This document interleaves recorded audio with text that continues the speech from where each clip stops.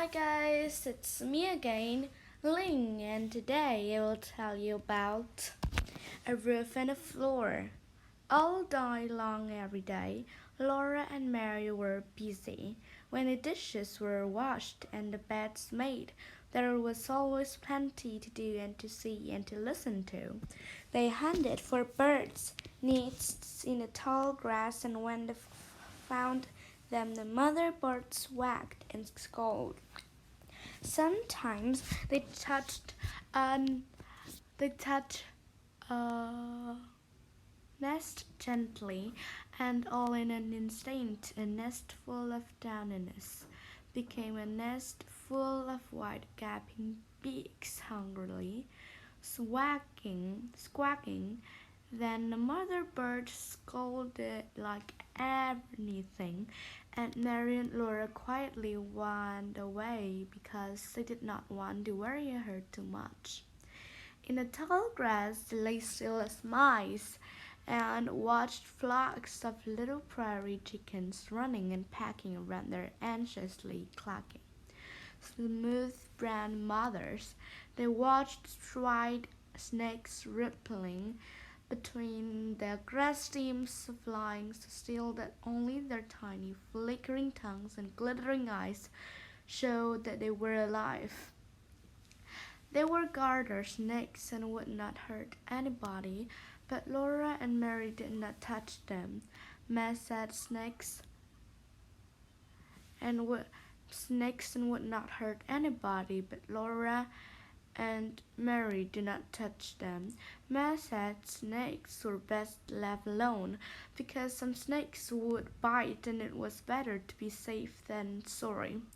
And sometimes there'd be a great gray rabbit, so still in the lights and shadows of the grass clump that you were near enough to touch him before you saw him. Then, if you were very quiet, you might stand a long time to looking at him. His round eyes stared at yours without meaning anything. His nose wiggled, and sunlight was rosy through his nose, through his long ears, short fur, long ears that had delicate veins in them, and the softest short fur on their outside. The rest of his fur was so thick and soft that at last he couldn't help trying very carefully to touch it. Then he was gone in a flash, and the place where he had been sitting was hollowed and smooth and still warm from his warm behind. All the time, of course, Laura and Mary was minding baby Carrie, except when she had her afternoon nap. Then they sat and soaked in the sunshine and the wind until Laura forgot that the baby was sleeping. She jumped up and ran and shouted till Ma came to the door and said, "Dear me, Laura, must you tell like an Indian? I declare," Ma said, "if you girls aren't getting to look like Indians, can I never teach you to keep your sunbonnets on?" Pa was up on the house wall beginning of roof. He looked down at them and laughed. "One little Indian, two little Indians, three little Indians," he sang softly. "No, only two. You make three," Mary said to him. "You're brown too." "But you aren't little, Pa," said Laura. "Pa, when are we going to see a papoose? Goodness!" Ma exclaimed. "What do you want to see an Indian baby for? Put on your sunbonnet now, and forget such nonsense." Laura's sunbonnet hung down her back. She pulled it up by its strings, and its sides came past her cheeks. When her sunbonnet was on, she could see only what was in front of her, and that was why she was always pushing it back and letting it hung by its strings tied around the throat. She put her sunbonnet on around her throat. She put her sunbonnet on when Ma told her to, but she did not forget a papoose. This was an Indian country, and she didn't know why. She didn't see Indians. She knew she could see them sometime, thought but Pa said to, but she was getting tired of waiting. Pa had taken in the canvas wagon top of the house, and now he was ready to put the roof on. For days and days he had been hauling logs from the creek bottoms and splitting them into thin, long slabs. Piles of slabs lay all around the house, and slabs stood against it.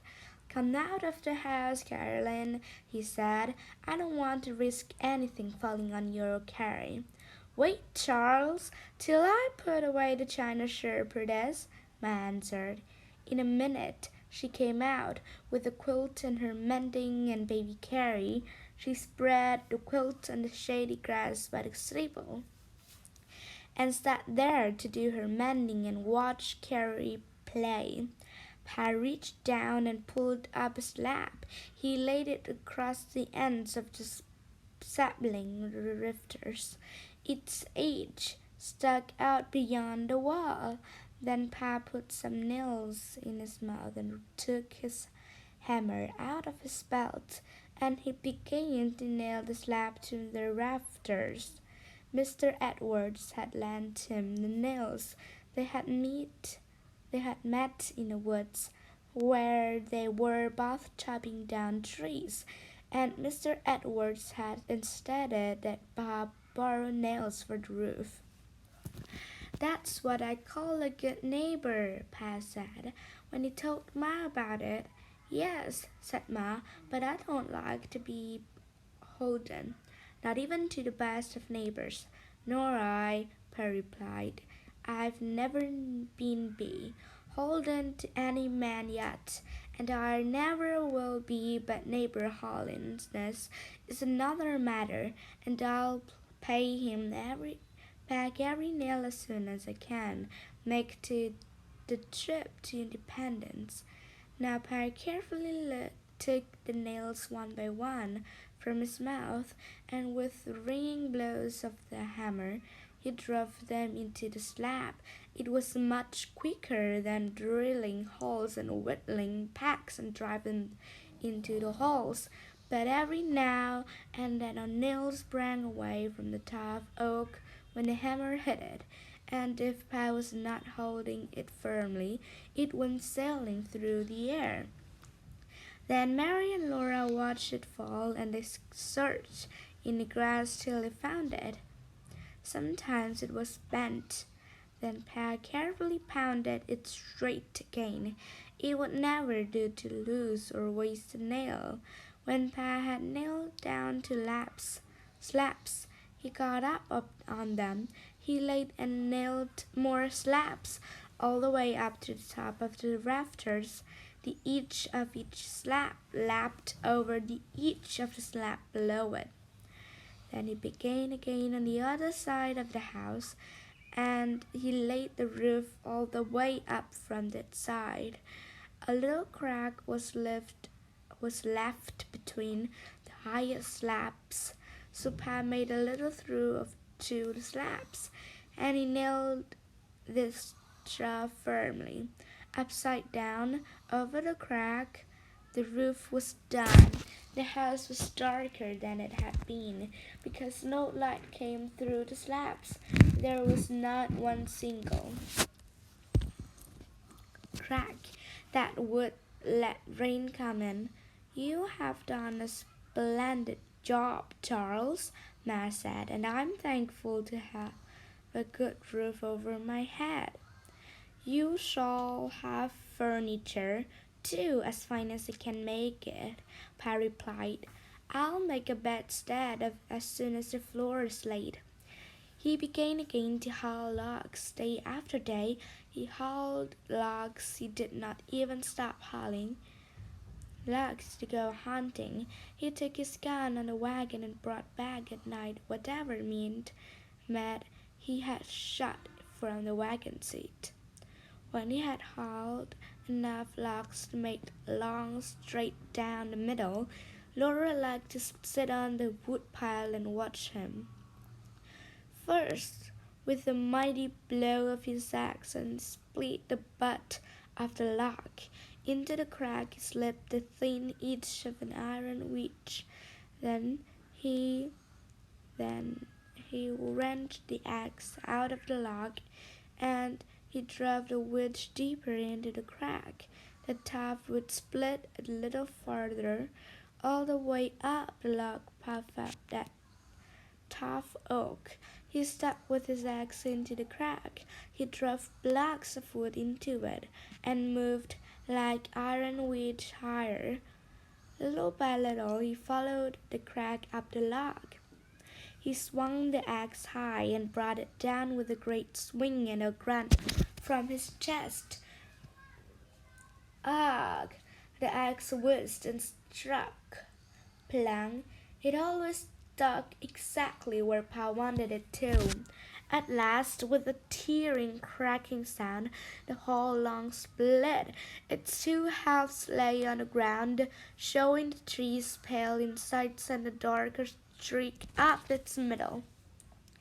Then Pa wiped the sweat from his forehead.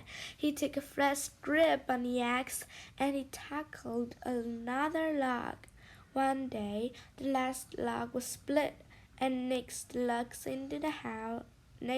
morning Pa began to lay the floor. He dragged the logs into the house and laid them one by one, flat side up. With a spade he scraped the ground underneath and fiddled around. He trimmed away the edge of bark and cut the wood straight so that each log fitted against the next with hardly a crack between them. Then he took the head of the axe in his head, and with little careful blows he smoothed the wood. He squinted along the log to see that the surface was straight and true.